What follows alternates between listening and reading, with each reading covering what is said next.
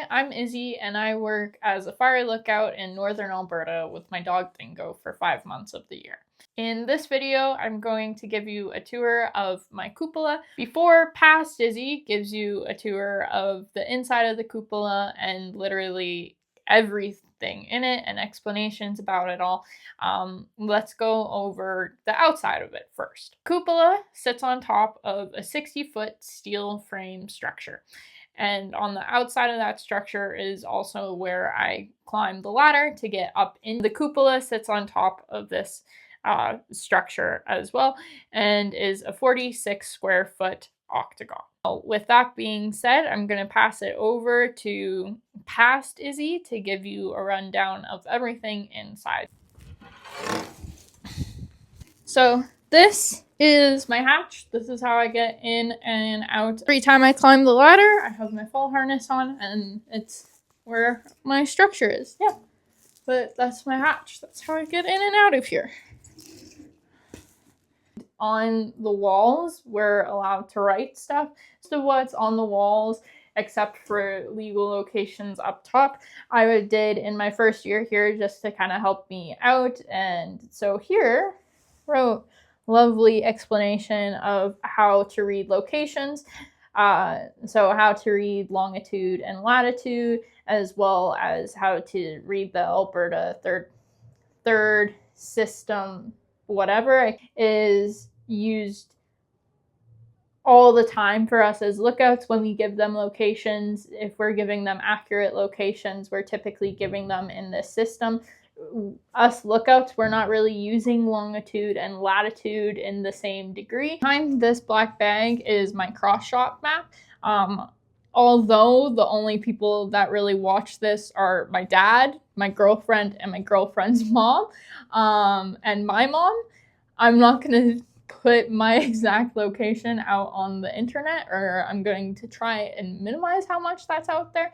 So black bag covering it. But the cross-shot map, I'll put up an image so you can see one, just not mine, allows me and other lookouts to triangulate smoke locations and give more accurate locations for potential smokes.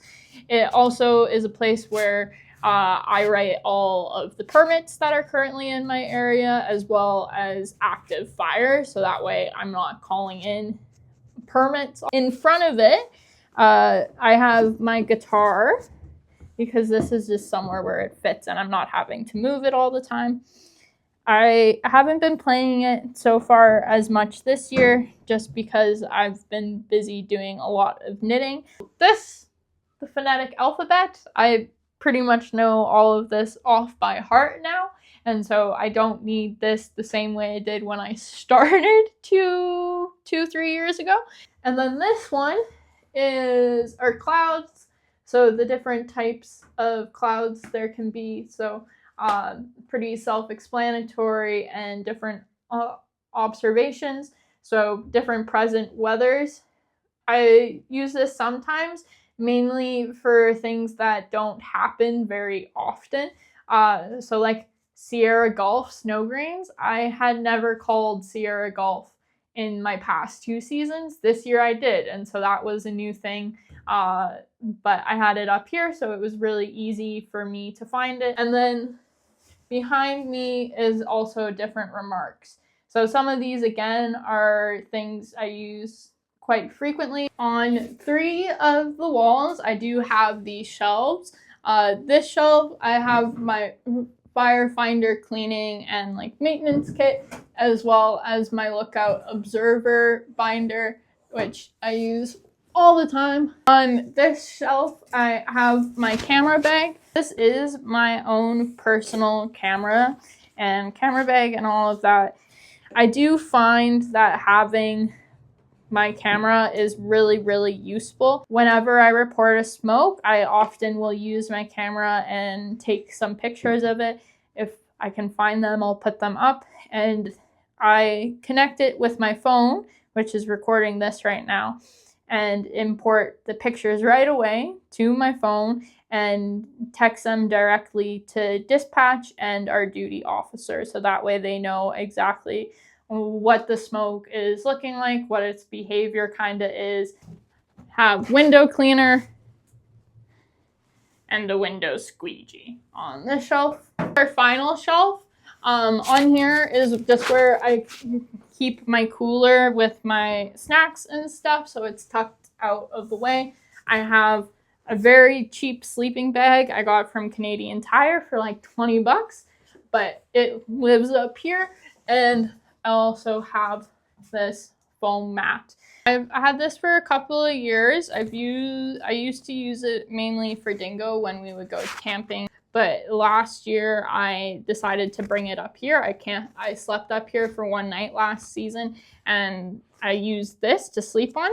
I've cut the corners out so it fits well into here. And like I mentioned earlier, I do have enough space that I am able to lie down. So this is my chair.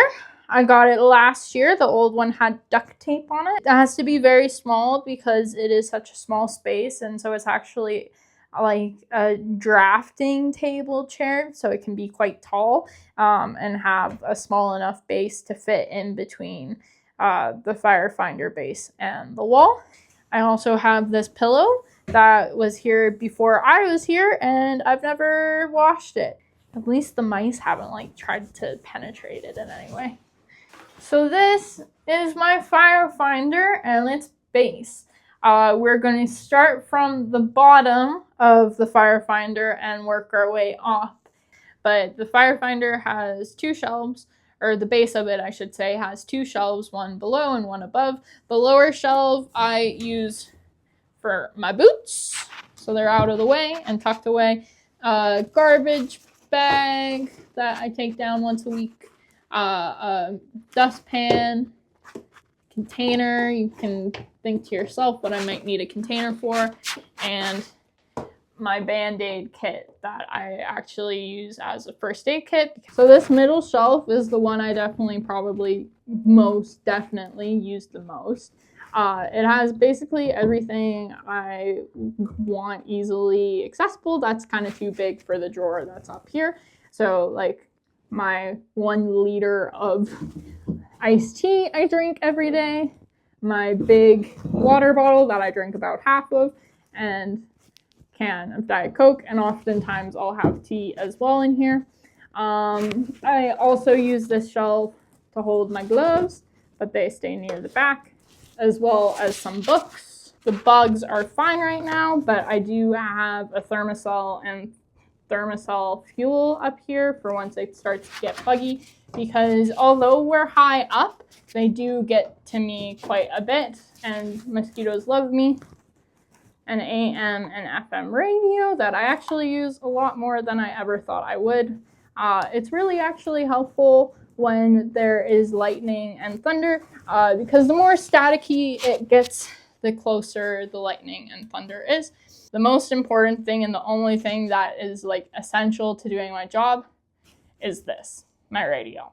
So I do have a radio license, so I'm legally allowed to operate this thing. It is a massive, massive part of my job. If you've watched any of the other videos, you've probably seen me using one of the radios at some point. So then above that, we have this big drawer. It has all of my forms needed, so storm reports. We use these when there's lightning. We report them to dispatch, as well as filling out these forms so we can track how much lightning moved through in the cell and for how long. And then we also have detection messages or pre-smoke. So when I see a smoke column, and once I've gone through making sure it actually is potentially a wildfire smoke, I fill out one of these and report it to dispatch. I do have a lot of other just kind of miscellaneous things in here as well. I have these different books that I'm trying to reference a bit more, so like reading clouds, reading weather, and there's a lot of birds out here, and so this pocket book of birds. Out of that though, it's just basically a lot of notebooks, my pencil case back there, and I have like some charging cables and just miscellaneous stuff. Right above that, I have my weather log, and so whenever I do my AM and PM weather, I fill out that day's row, and this is what I read off of. It's also where I track like the hazard and the green up stages and all of that. This box is the inverter for my radio that I showed you guys. I used to be able to turn my generator that is downstairs in the engine shed on from here, but we recently just got new generators, so it no longer works.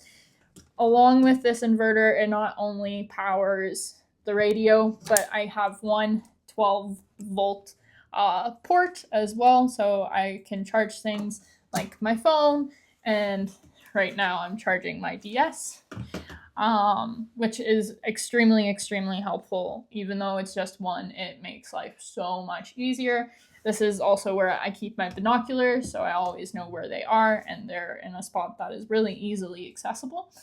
And last year I brought up this thermometer, so that way I can kind of check how cold or how hot it is up here compared to my weather station on the ground.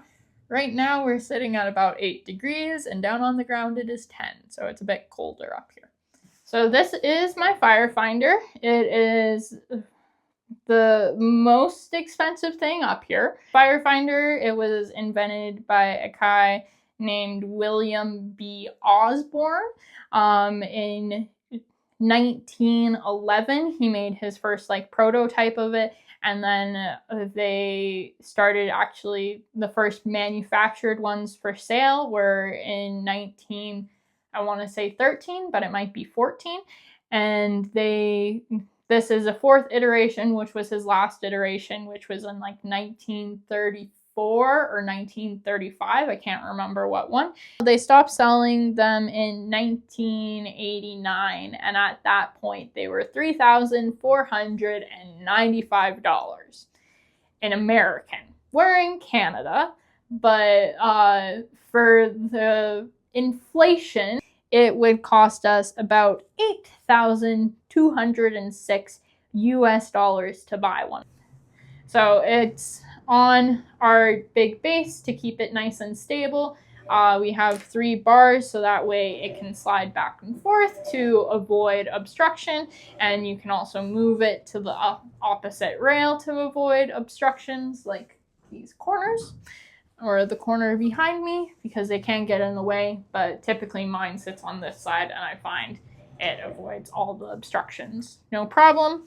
On the big outer circle, we have an azimuth, which helps us determine our bearing and all that. But past that, I won't go into too much detail about it, because I'm hoping to make another video that is about locating smoke, how the smokes how fires get their name, how I use this thing. Yeah. But with that being said, that was our cupola tour. Sorry, it was super, super, super heavy on the talking and the explaining, and probably way longer than I originally intended it to be. I was hoping this would be like a 10-minute video. I've been doing this for like an hour. I hope you decide to stick around, or at the very least, Yogi and my dad and the people in my family who are watching these decides to stick around and don't think I'm lame yet. With that, I hope you have a great rest of your day, and thanks for watching.